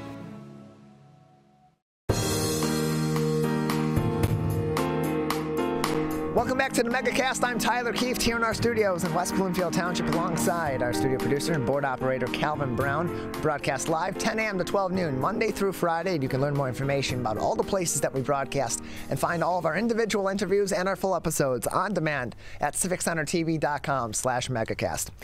Joining us now is Maggie Cocco. She is the Board Secretary of Digital Programming with Girls Rock Detroit, joining us on the Megacast. Maggie, thank you for being with us.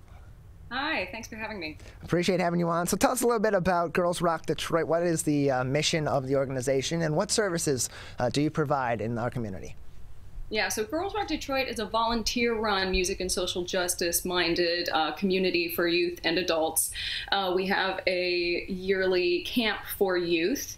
But we also have year-round programming, especially since the pandemic. We've expanded to digital programming for adults. We aim to be a community hub for fostering creative expression, positive self-esteem, community awareness for girls, women, gender-expansive, and transgender people through music education and performance.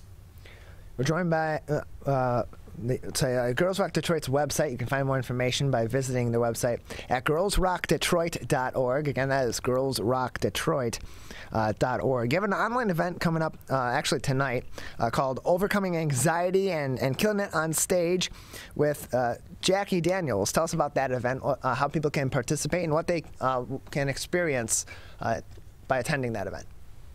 We do. So this is an event that is for ages 12 and up. So anybody who has issues with issues with public speaking, issues with, of course, we cater to a lot of performers, so performance of any kind. It's about kind of quelling those inner voices that can disrupt when you're trying to articulate yourself in front of an audience, about building confidence, very much kind of in line with our mission statement.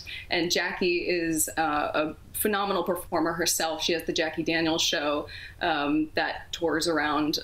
She's Detroit-based, but is around the U.S. And a lot of our instructors are touring musicians and Detroit-based, but also world-based performers. So we have a lot of really good things coming up. Your mission on girlsrockdetroit.org on the nonprofit's website. It says it's a community organization dedicated to fostering creative expression, positive self-esteem, and community awareness for girls, women, gender-expansive, and transgender people through music education and performance. So what are some of the ways, or what are some of the benefits? It's probably a better way to frame this. What are some of the benefits of music education and performance in fostering some of those positive attributes in a wide range of people that you serve? So music education, music in general, requires a lot of vulnerability and soul searching.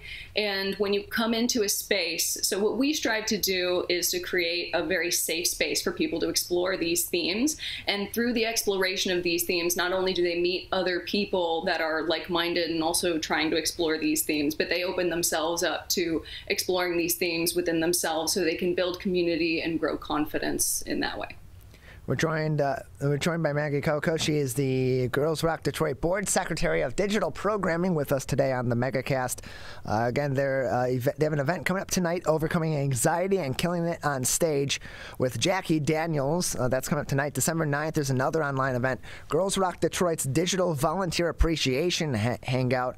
What can people expect to experience at that event, and who is that for? Yeah, so that is for anybody who is interested in our mission. So anybody who is at all interested in seeing what kind of volunteer opportunities we have coming up, what kinds of community events we have coming up. You'll learn about the GRD Book Club, where we talk about music and social justice-minded literature. You'll hear about camp volunteer opportunities. You'll hear about our upcoming workshops, and you'll get to meet other people that are interested in the same things. Again, you can learn more information about Girls Rock Detroit and all of their events, as well as other ways that you can get involved with the nonprofit organization by visiting their website at girlsrockdetroit.org. Again, girlsrockdetroit.org. Another event that's coming up also, December 15th, guitar accompaniment for singer-songwriters. What will people that are interested in songwriting or interested in being singer-songwriters be able to learn from that event? And what sort of benefits in line with your mission come from developing that multifaceted skill of being able to both write and perform your own original songs? Oh, thanks. That's a deep question this time.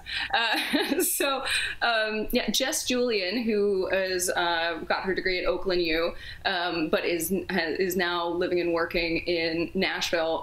She's going to be leading that workshop, and they are a fantastic guitarist. I am very excited to have Jess leading a workshop that is catered to people like me, because I'm a singer-songwriter, but from a vocalist standpoint. And so this one kind of spoke to my personal background in music when I started to play out as a musician, and I wanted to self-accompany as opposed to relying on other people. So this speaks to my personal journey of starting from where my strengths are as a musician and developing them into the musician that I am today, a lot more versatile, a lot more independent. So this is a bit of a targeted workshop towards people who are songwriters, but are not necessarily people who feel very comfortable self-accompanying on the guitar. And Jess is going to do a fantastic job of sort of guiding you from being able to play very simple chords to making a really nice arrangement of your music.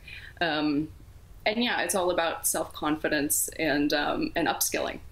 So as the Board Secretary of Digital Programming, of course, all these virtual events coming up, the one tonight, Overcoming Anxiety and Killing It on Stage with Jackie Daniels, the event on December 9th, Girls Rock Detroit's Digital Volunteer Appreciation Hangout, and of course the 15th guitar accompaniment for singer-songwriters. All those are great digital programs, specialty programs that are available through online events. But there are other general programs that are always available or are available throughout the year to those that Girls Rock Detroit serves. Tell us a little bit about some of those programs that are consistently ongoing and how other people can get involved in those programs. Right, so we have 1 or 2 digital workshops going on each month, or digital workshop series. So in the new year, we've got ones coming up on DIY touring for musicians. We've got one coming up on protest music, so both breaking down the history of music in protest and also how to write your own protest songs. We have, so more things in that vein, and you can find out more about that on our website. What was the question? The rest of the question again? how can people get involved in those different programs that are ongoing if they're interested, and if they are within the confines of the people that you provide these services to? Oh, totally. So our providers, our public-facing people, are going to be sort of vetted women and gender-expansive persons for the sake of creating our safe spaces, but anybody is welcome to participate, to be on the receiving end of these services. We're joined by Maggie Cocco. She is the Girls Rock Detroit Board Secretary for Digital Programming, joining us on the Megacast. Again, you can learn more information about Girls Rock Detroit, 501c3 nonprofit that's been serving our community since February of 2016 as a 501c3 by visiting their website, girlsrockdetroit.org. Again, that is girlsrockdetroit.org, and this organization serves girls, women, gender-expansive, and transgender people through education, music education and performance as well. So, of course, yesterday was Giving Tuesday. We're in the holiday season. We're coming up on the end of the year. People are looking right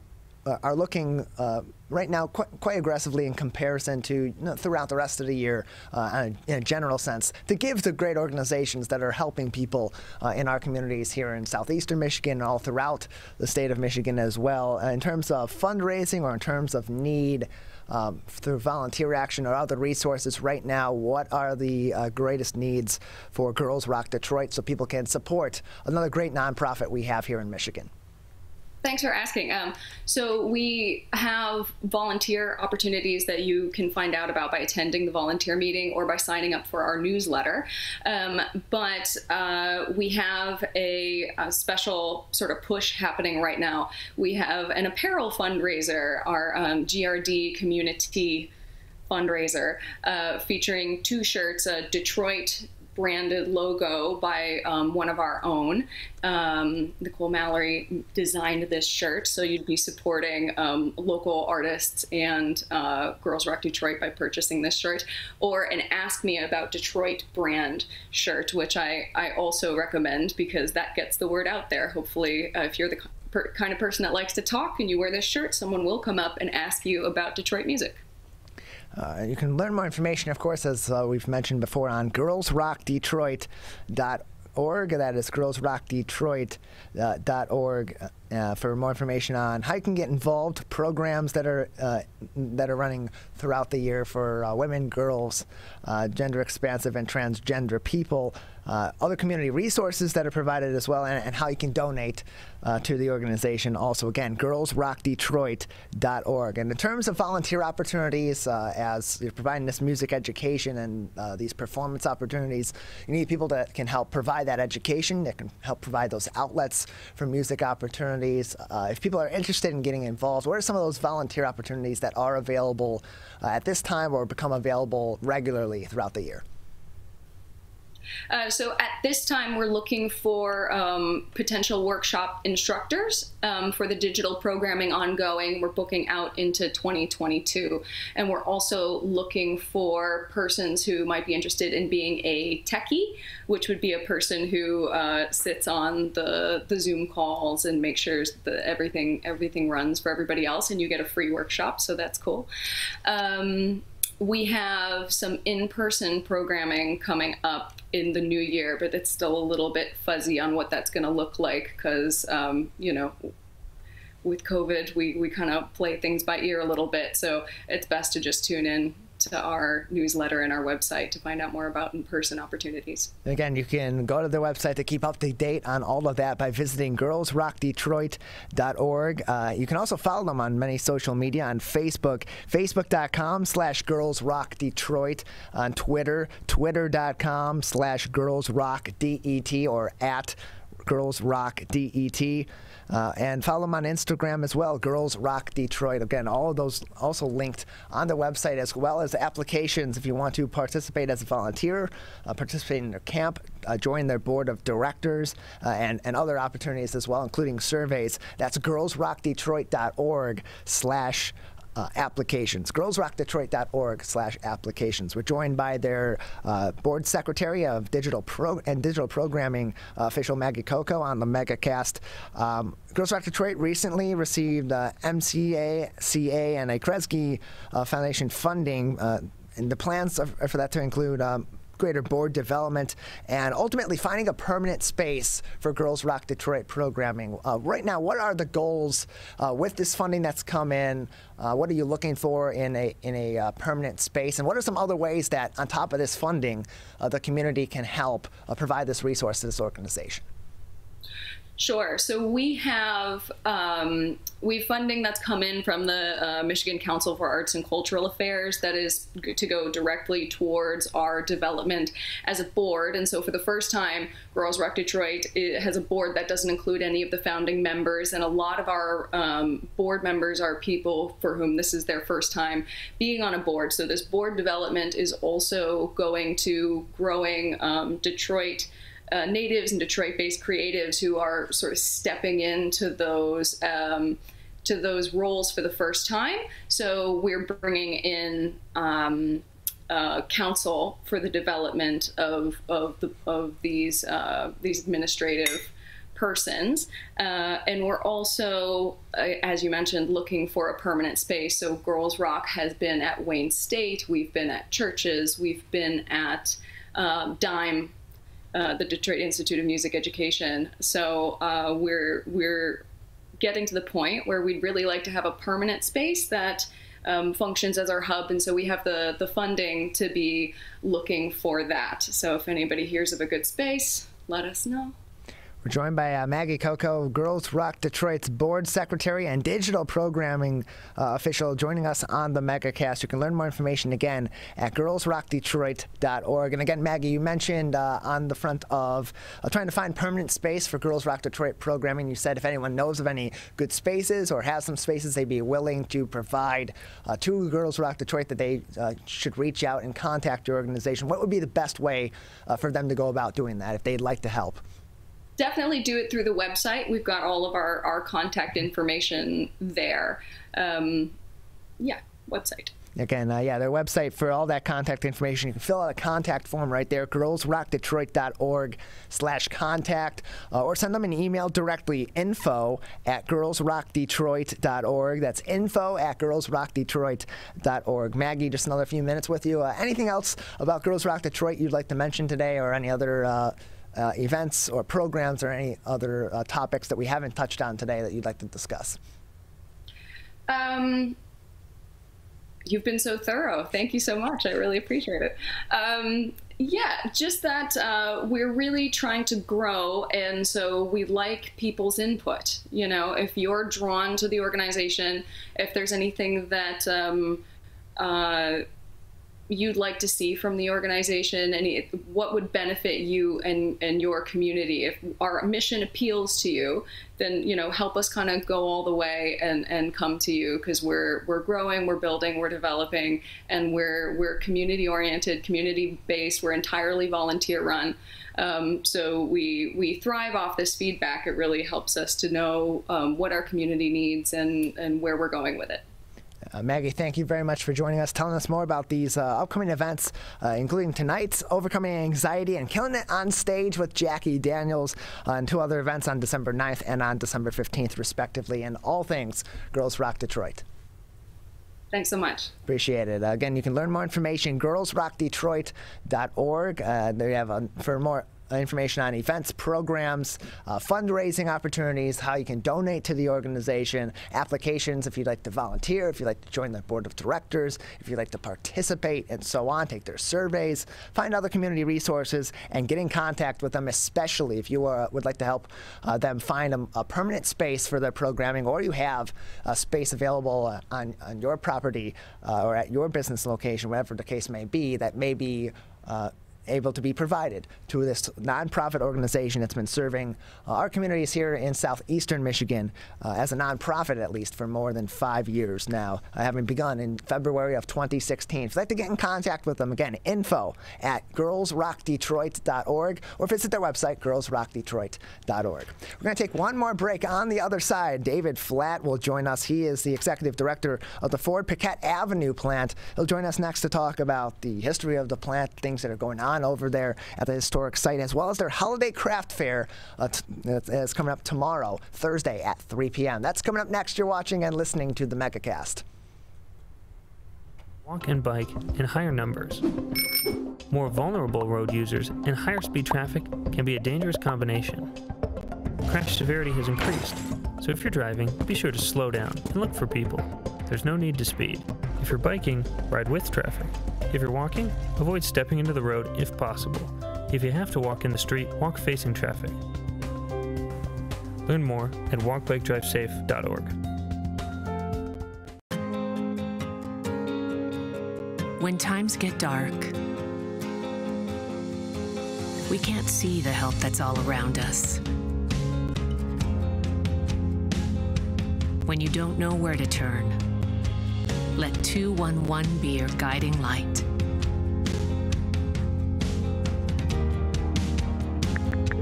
211, how can I help you? Our guides are ready to connect you with the help you need.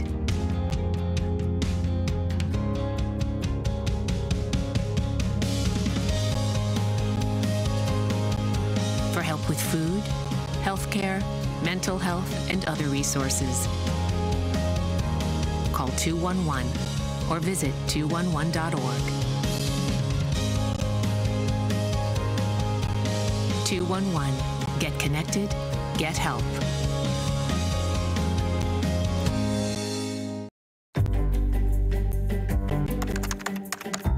Parents do a lot of worrying. Get your kids caught up on childhood vaccines to protect them from these 14 preventable diseases, and you'll have 14 fewer things to worry about. Vaccines are safe and effective and save lives. So let's get caught up on vaccines and worry about something else. Get the facts at ivaccinate.org.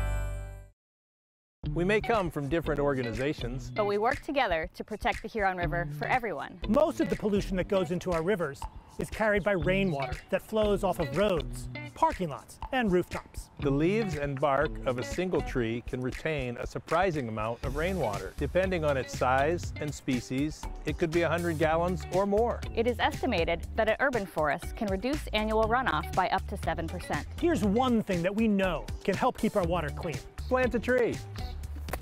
Plant a tree. Plant a tree. There's one water, and it's ours to protect.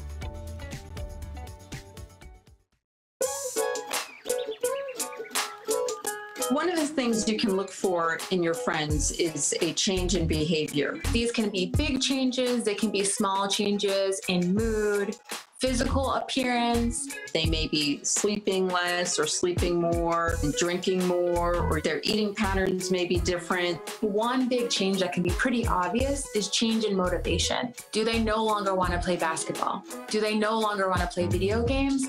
Now that we're spending more time online and in virtual settings, it's really important to pay attention to the language that your friend is using and the words they're using to communicate. So when we text our friends, are they taking longer amounts of time to respond? Are they not responding at all? You don't have to be an expert to try to recognize these signs. The second that you feel it in your gut and that you're concerned, that's the second to have the conversation and open the door to what might be going on. Whatever gets you talking. Today, it is easier than ever to join Michigan's Organ Donor Registry and help build a bridge of hope for organ, tissue, and eye donation. Just one person can potentially save or help improve the lives of up to 75 people. By joining, your legacy could be the gift of life. Sign up today at michigan.gov/SOS or at any of the more than 145 Secretary of State self-service stations located across Michigan. Be part of Michigan's Bridge of Hope by adding your name to the Organ Donor Registry.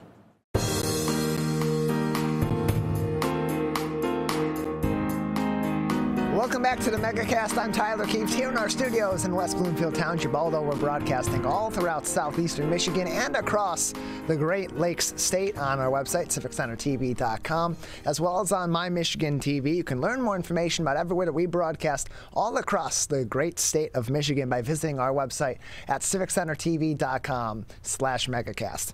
Joining us today is David Flatt. He's the Executive Director of the Ford Piquette Avenue plant. Joining us on the Megacast, they have some really interesting events coming up, including tomorrow's Holiday Craft Fair on December 4th. Sorry, on Thursday this week from 3 p.m. To 8 p.m. at the Ford Piquette Avenue plant. David, thank you for being with us today. I want to make sure if he can hear us. Are we muted, Calvin? We are. Okay, so we're joined by David. David, you can hear me now. Sorry about that, David. We were muted on Zoom. That's what we use to connect with all of our guests here on the Megacast. So you have your Holiday Craft Fair. It's coming up Thursday this week, tomorrow, 3 p.m. to 8 p.m. at the Ford Piquette Avenue plant. Just tell us a little bit about that event and what kind of fun people can expect to have tomorrow at the Holiday Craft Fair. Yeah, of course. So the Holiday Craft Fair, like I said, it'll be tomorrow on Thursday, December 2nd, 3 p.m. to 8 p.m. And there's going to be a large number of vendors there. We can fit about 50 vendors into the building. It is a 67,000 square foot building. It's on 3 stories. But the main part of the vendor fair is actually up on the 3rd floor of the building. And the building is 403 foot long. So you'll have vendors the whole way through there. And there's vendors of all different types. So there'll be people that are making crafts, ornaments, and these will be for sale. There'll be some art, jewelry makers. So just a wide variety of different things to purchase for the holiday season. And it's almost all locally sourced on Detroit vendors and Michigan vendors. So you're going to see a lot of nice local items that have been locally made.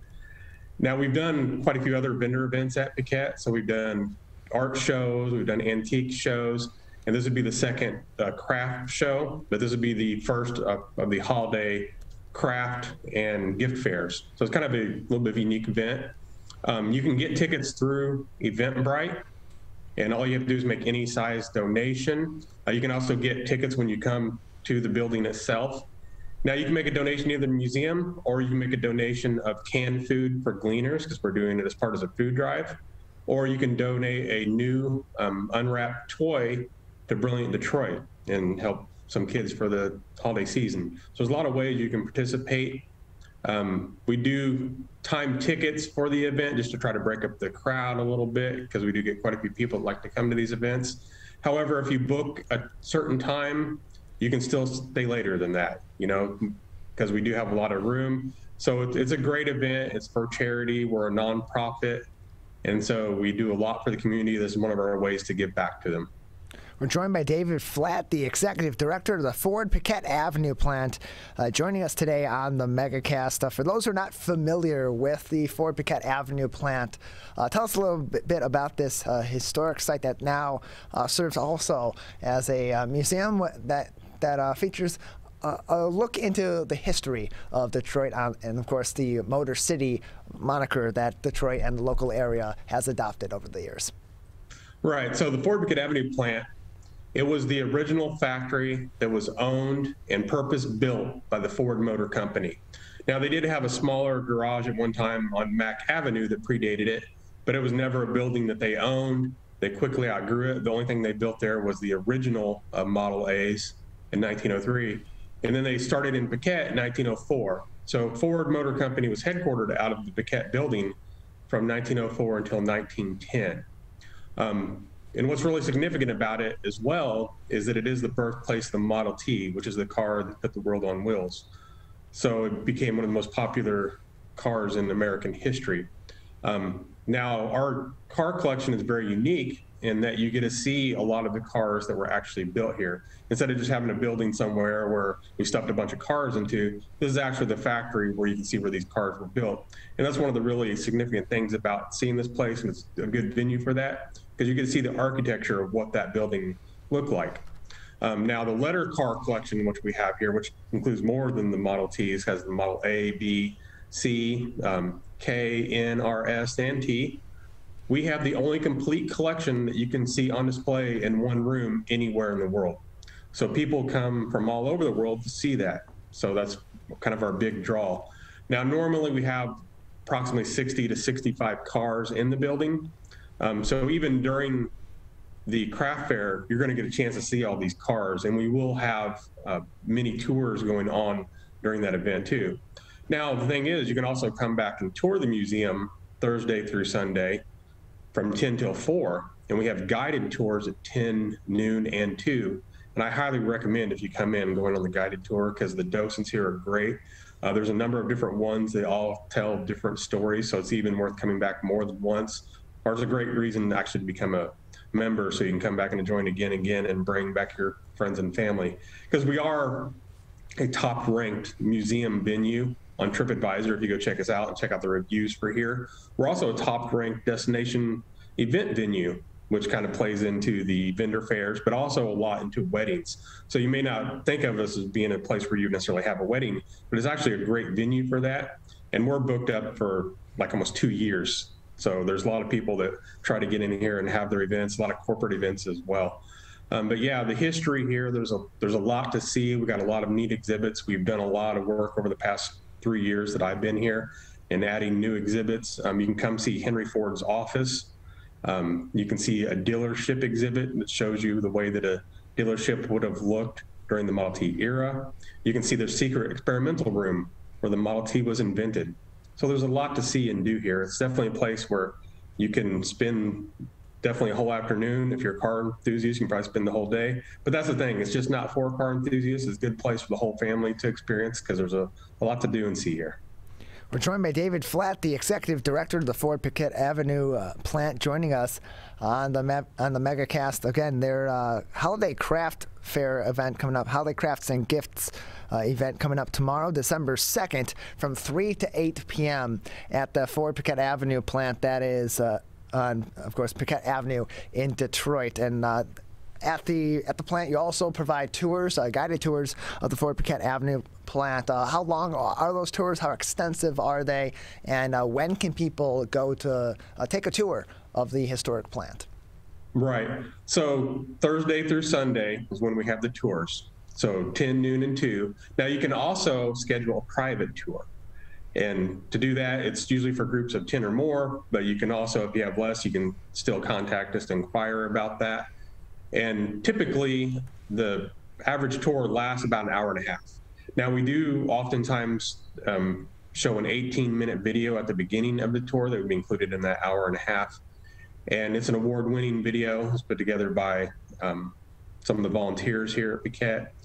So it's very well done. They'll go through all the kind of the building that's open right now. However, they're not going to go over every sign. So even before or after your tour, it's good you can stick around and look at more detail of that. But yeah, it also depends on how many people are on the tour. So if there's more people on tour and everybody's asking a lot of questions, sometimes the tour can last up to 2 hours.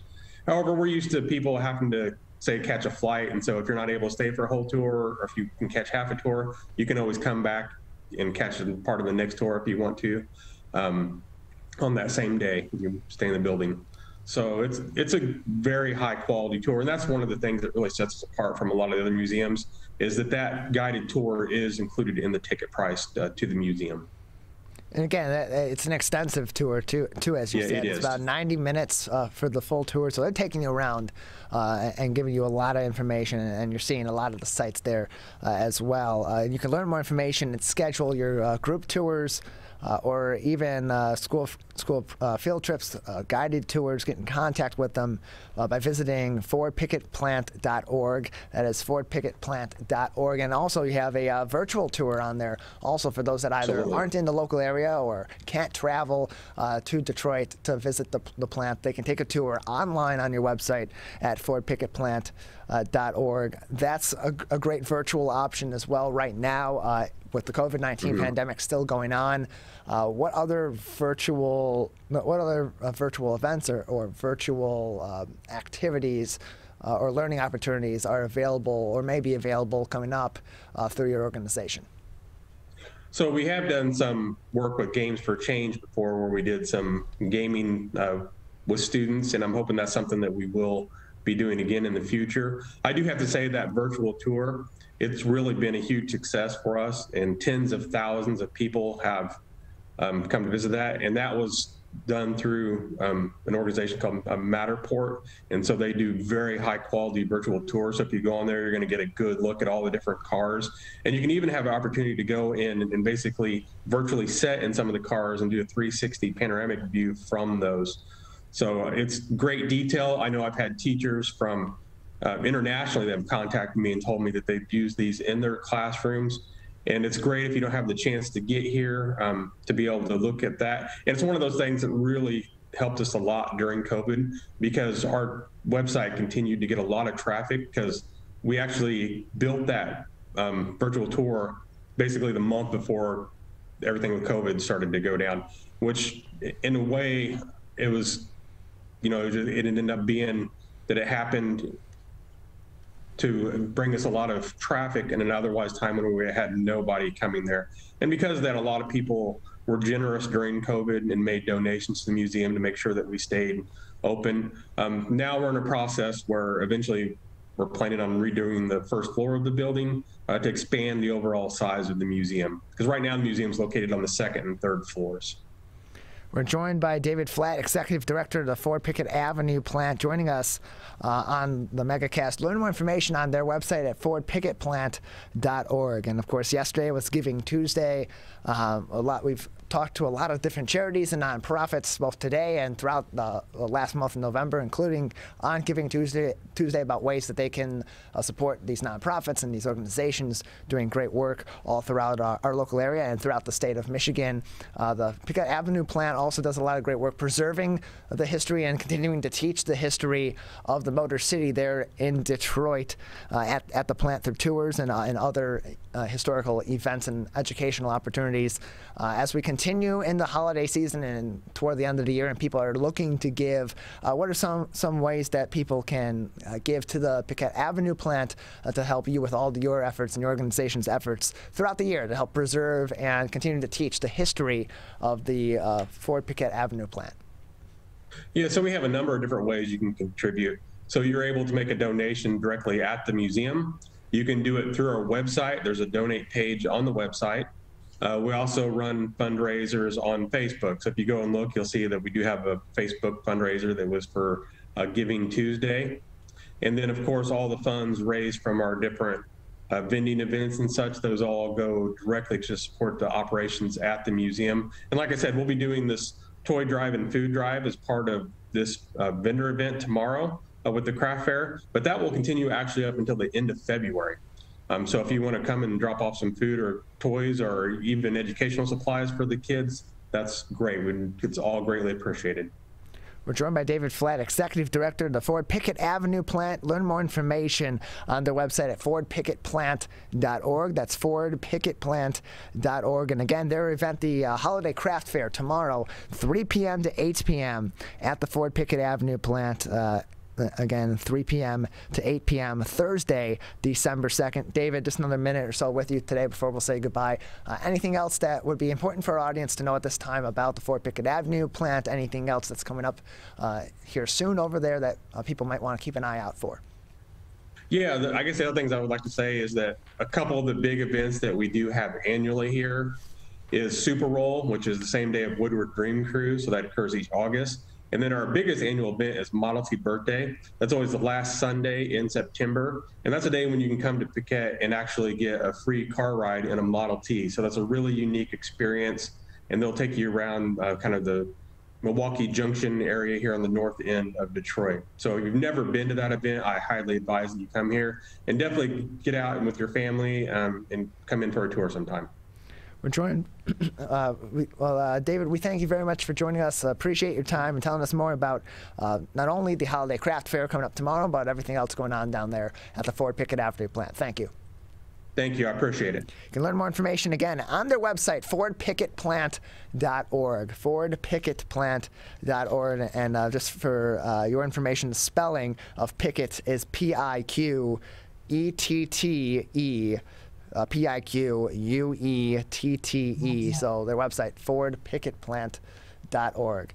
That's going to do it for today's edition of the Megacast. Just another couple of minutes left before we'll say goodbye. I want to give a big thank you to all of our guests for joining us on today's edition of the show. Of course, David Flatt, the Executive Director of the Ford Piquette Avenue plant, for joining us. Maggie Cocco from Girls Rock Detroit. Stacy Zotkovich joining us, a motivational speaker and mindset life coach who's collecting new and gently used winter items such as coats, gloves, hats, boots, and more as we go through the holiday season, and is planning on December 19th to go to downtown Detroit to provide those items to the homeless as well as to many shelters there as well. Craig Sharum, the Director of Communications and Outreach at Easterseals of Michigan, and of course Dr. Melanie Schwartz, the owner and licensed clinical psychologist with Viewpoint Psychology and Wellness, for joining us on the show. You can find all of our interviews as well as our full episodes on demand on civiccentertv.com/megacast, where you're also going to be able to find more information about everywhere that we broadcast Monday through Friday, 10 a.m. to 12 noon live, as well as live to tape on many other places such as Orion Neighborhood Television and other community television and radio networks all throughout southeastern Michigan and across the state. Also go over to our civiccentertv.com coronavirus page, where we have very helpful information about COVID-19 that's consistently updated from trusted, reliable expert resources such as the Centers for Disease Control and Prevention, the Michigan Department of Health and Human Services, and the Oakland County Health Division. And we also post our top stories each and every day. And today, right at the top of those stories, is a link to an article that's consistently being updated from WDIV, that's local for Detroit, one of our local primary local news stations here in the Metro Detroit area, with information on the continuing to develop story over there with the tragedy yesterday over at Oxford High School. You can learn more information as it comes in there as well. That's it for today's edition of the show. More regular programming coming up on Civic Center TV. Steve Lato is live next on My Michigan TV, and we'll be back with more of the Megacast tomorrow morning at 10 a.m.